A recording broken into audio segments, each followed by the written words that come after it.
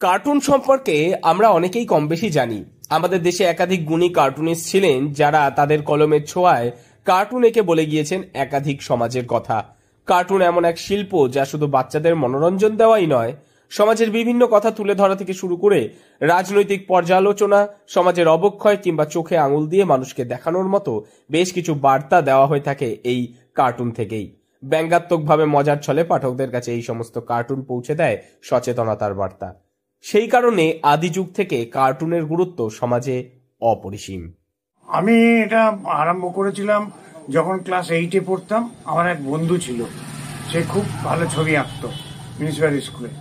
সেই ধীরেন বলে একটা ছেলে, তার কাছ থেকে যে আঁকতো দেখে আমিও আঁকা শুরু করি। সেই তখন থেকে আমার ছবি আঁকা শুরু।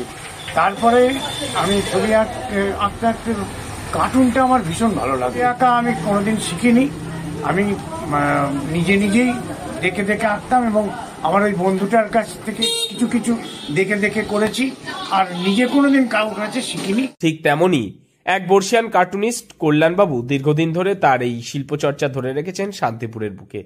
কিন্তু তিনি সৎ সাহস পান না ছবিগুলির মুখশ্রী চরিত্রের সঙ্গে সামঞ্জস্য রেখে আঁকতে। তাই তিনি সম্পূর্ণ ব্যতিক্রমী মুখ তৈরি করে কার্টুনগুলির, যাতে কখনোই সেই মুখের মিল উল্লেখিত ব্যক্তির সঙ্গে মিল না হয়। কারণ যখন যে সরকার, যে শাসক, যখন যে কর্তৃপক্ষ ক্ষমতায় থাকেন, প্রত্যেকের নখ তীক্ষ্ণ এবং ধারালো। তারাই অনেক সময় থাবা বসায় এই পেশার উপরে, অথচ তারাও শিল্পী। আর শিল্পীর সত্তা, শিল্পীর স্বাধীনতা কখনো খনন করা উচিত নয় বলেই গণতান্ত্রিক দেশের সংবিধান অনুযায়ী জানা যায়।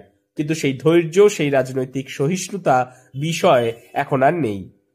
একটা সময় এই ব্যঙ্গচিত্রগুলি থেকে রাজনৈতিক নেতা, প্রশাসক তাদের ব্যর্থতাটা বুঝতে পেরে সেখান থেকে নিজেকে সংশোধন করে আরো বড় মাপের নেতা, আরো সুদক্ষ প্রশাসক, আরো সুন্দর দেশ কিংবা রাজ্য গড়ার কারিগর হয়ে উঠতেন। কিন্তু বর্তমানে সেই চিত্রটি বদলে গিয়েছে।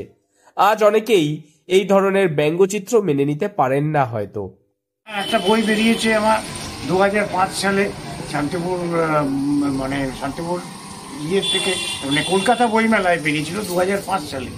100 কপি বার করেছি। মুখে পড়বার মতন অত স্পর্ধা আমি দেখাইনি, কারণ জানি এখন প্রত্যেকটি মানুষের ব্যক্তি স্বাধীনতা, কার্টুনিস্টদের স্বাধীনতা, তারপরে লেখক, গায়ক, গায়িকা, তাদেরকে ঠিক মতন স্বাধীনতা দেওয়া হয় না।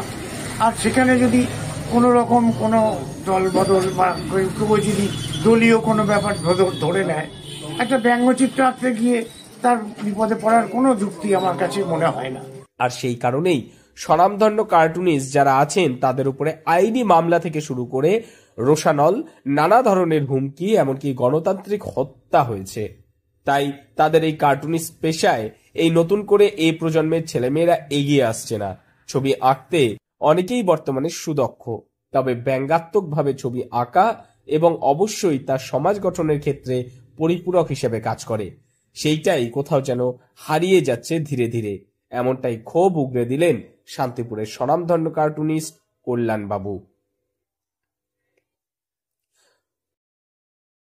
এখন তার ইচ্ছে তার হাতে বানানো যে সমস্ত রঙিন কার্টুনগুলি রয়েছে সেগুলি আগামী দিনে প্রকাশ করার।